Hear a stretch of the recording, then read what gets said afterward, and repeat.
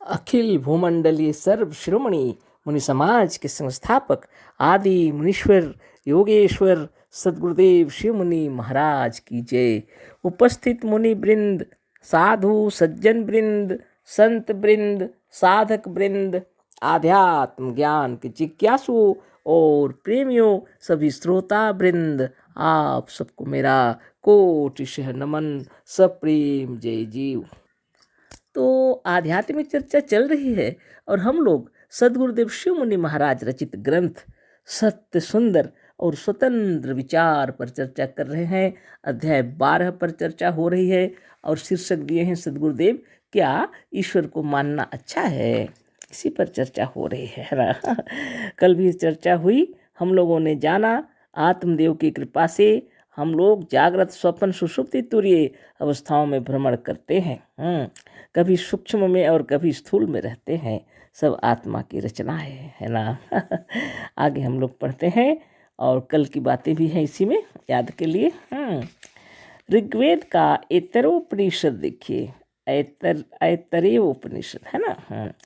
आत्मा व इदम एक एवाग्र आसीन्यंत किन मिशत स इच्छत लोकान्नो सृजा इति। इसका अर्थ लिखे गुरुदेव, आत्मा ही सबसे पहले थी और इसके सिवा कुछ नहीं था। ब्रैकेट में दिए हैं गुरुदेव, तो ब्रह्म कहाँ से आया। इसी आत्मा ने अपनी इच्छा से सब लोगों को सृजा या बनाया।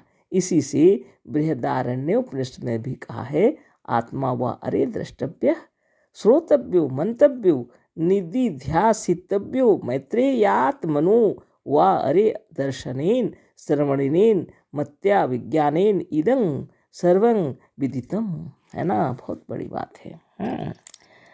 तो आत्मा ही सबसे पहले थी, इसके सिवा कुछ नहीं था।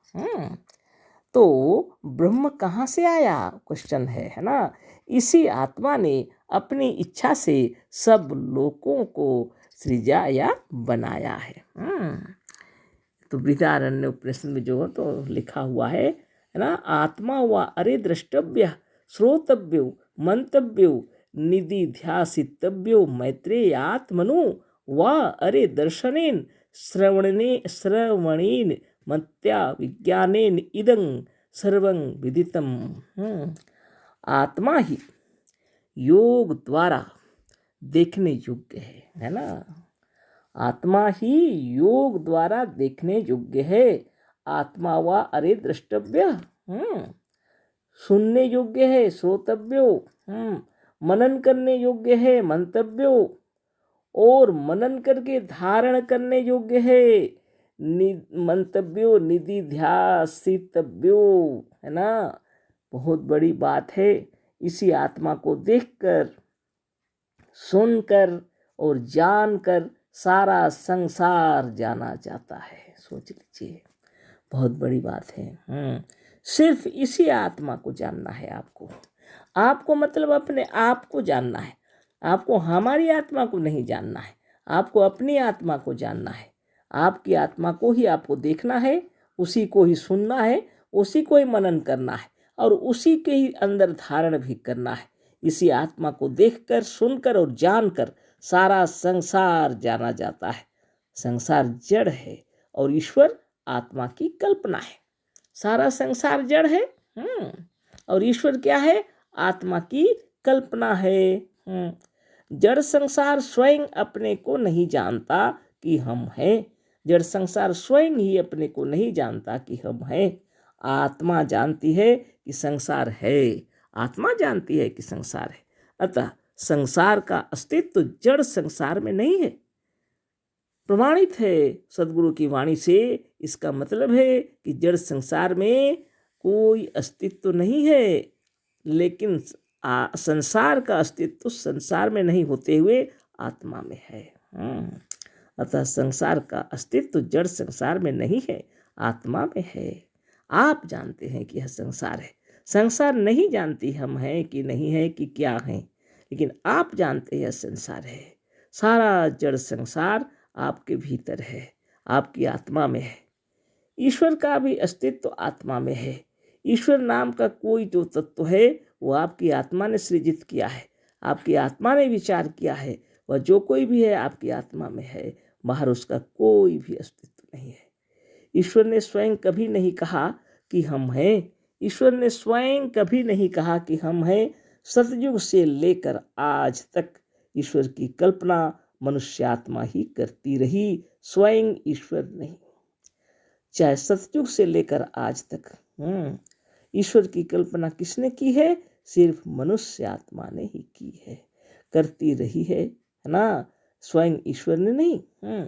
अतः ईश्वर का अस्तित्व भी आत्मा के भीतर है, ईश्वर के भीतर नहीं। इतने सुंदर समझा के सद्गुरुदेव बतला रहे हैं, इसके प्रमाणित होता है कि आत्मा का अस्तित्व के अंदर ईश्वर का अस्तित्व है ना। ईश्वर का अस्तित्व भी नहीं है आत्मा के सिवा।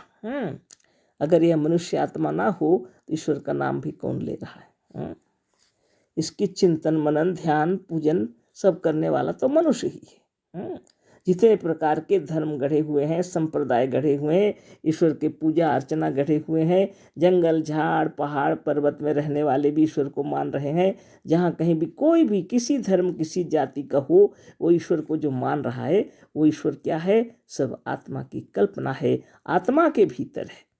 ईश्वर के भीतर आत्मा नहीं है, आत्मा के भीतर ईश्वर है। ईश्वर और संसार दोनों आत्मा के रचे हुए हैं। यह ईश्वर और यह संसार दोनों ही आत्मा के रचे हुए हैं। ऐसे चेतन आत्मा को जो नहीं मानता वही नास्तिक है। तो सद्गुरुदेव कह रहे हैं कि ऐसे चेतन आत्मा को जो नहीं मानता है वास्तव में वही नास्तिक है। नास्तिक कौन है, ब्रह्म कौन है और ईश्वर कौन है, उसके विषय में हम अपनी पुस्तकों में बड़े विस्तार के साथ लिख चुके हैं। आत्मा ही का अस्तित्व प्रत्यक्ष है। इसके अस्तित्व को ना स्वीकार करना वैसा ही है जैसे एक जुलाहा कब्रिस्तान में लेटा हुआ कह रहा था कि आज यदि हम ना मरे होते तो एक धोती और तैयार कर लेते। सदगुरुदेव की महिमा ही अपार है ना। उदाहरण दे रहे हैं कि माने ईश्वर के विषय में बता रहे हैं कि ईश्वर कौन है, ब्रह्म कौन है। इसके विषय में आत्मा ही का अस्तित्व प्रत्यक्ष है वास्तव में।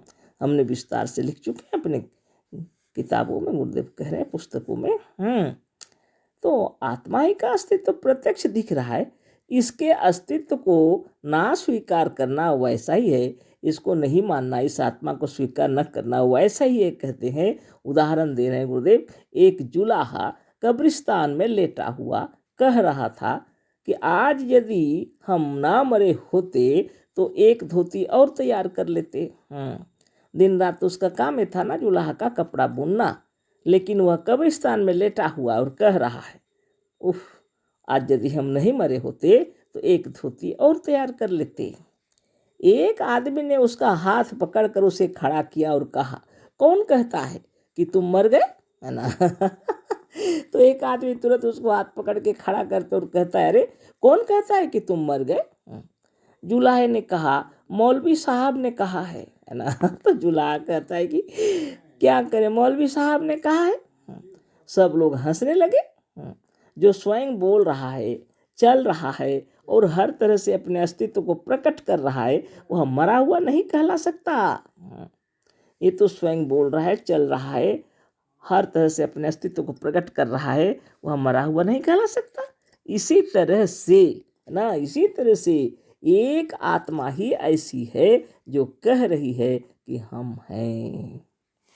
इस अखिल सृष्टि में एक आत्मा ही ऐसी है जो कह रही है कि हम हैं। खूब विचार कर लीजिए। यही अपने को जानता है कि हम हैं। सिवाय इसके ईश्वर और संसार ने कभी नहीं कहा कि हम हैं। खूब विचार कर लीजिए। अतः उपनिषदों का यह कहना ठीक है कि एक आत्मा ही थी और आगे भी रहेगी। आत्मा ही सबसे बड़ा सत्य है। एक आत्मा ही थी और आगे भी रहेगी। उपनिषद कह रहे हैं यही आत्मा ही सत्य है। इसके अस्तित्व को अस्वीकार नहीं किया जा सकता। इस आत्मा के अस्तित्व को अस्वीकार नहीं किया जा सकता। आत्मा नहीं है आप कैसे कहेंगे? संस्कृत में आत्मा क्या है? अपना आप है, अपने आप को ही संस्कृत में आत्मा कहते हैं। आप क्या कहेंगे कि मैं नहीं हूँ? आप जब तक इस स्थूल शरीर में है, हम हैं, मैं हूँ जानते हैं, और स्थूल शरीर छूटने पर आपको पता भी नहीं चलता है कि स्थूल शरीर छूट गया, उसमें आप सूक्ष्म मनोमय शरीर में होते हैं, तभी भी आपको पता है कि आप हैं। फिर नवीन सारण शरीर धारण करते हैं, नवीन रूप में आते हैं, छोटे बच्चे से लेकर के बड़े होते हैं, तभी भी आपको पता रहता है कि हम हैं, मैं हूँ। आपका नाश नहीं हुआ है ना। आप हमेशा से थे और हमेशा से रहेंगे। एक आत्मा ही सत्य है और सकल सृष्टि में यही है जो कह रहा है कि हम हैं, और किसी में भी वह शक्ति नहीं। केवल आत्मा ही को पता है अहम अस्मि का स्फुरण हो रहा है। चाहे संस्कृत से बोलो या हिंदी से बोलो या अंग्रेजी से बोलो, कोई जरूरी नहीं है, भाषा की भी आवश्यकता नहीं है। जहाँ आत्मा को पता है कि हम हैं, हम जीवित हैं, है ना। तो ऐसी बातें हैं। खैर, इसको पढ़ के कंप्लीट कर देते हैं सिर्फ, है ना। इसके अस्तित्व को अस्वीकार नहीं किया जा सकता। जो मनुष्य इस प्रत्यक्ष और परम सत्य को असत्य मानता है वही नास्तिक है। आत्मा को जो नहीं मानता, जो अपने आप को नाशवान मानता है, उसके लिए चारों तरफ अंधकार ही अंधकार है, चारों तरफ निराशा ही निराशा है। वह अपना अंत और नाश सोचकर भी प्रसन्न नहीं हो सकता। पर जिसने आत्मज्ञान द्वारा अपनी आत्मा को तत्व से पहचान लिया है, वह बादशाह का भी बादशाह है। वह सर्वदा आनंद से पूर्ण रहेगा। सच्चा आत्मज्ञानी ईश्वर का भी गुलाम नहीं है, अतः वह जीवन मुक्त है, स्वाधीन है और परम स्वतंत्र है। ये अध्याय 12 हम लोग का पूरा हो गया, है ना। तो आप क्या सोच रहे हैं, है ना। तो मेरे कहने का मतलब है, इस आत्मा से बढ़कर और कोई भी तत्व नहीं है। अध्याय 12 में सद्गुरुदेव यही बतलाए। ईश्वर को मानना क्या जरूरत है, ईश्वर तो आत्मा के अंदर है। सिर्फ इसी को जानिए, सिर्फ इसी को मानिए, इसी में सब कुछ है। तो यह अध्याय पूरा हो गया और कल हम लोग अध्याय 13 पर चर्चा करेंगे, संसार का केंद्र और आत्म तत्व, है ना। तो आज इतना ही। अशेष धन्यवाद, कोटिशः नमन, सप्रेम जय जीव। सद्गुरुदेव शिव मुनि महाराज की जय।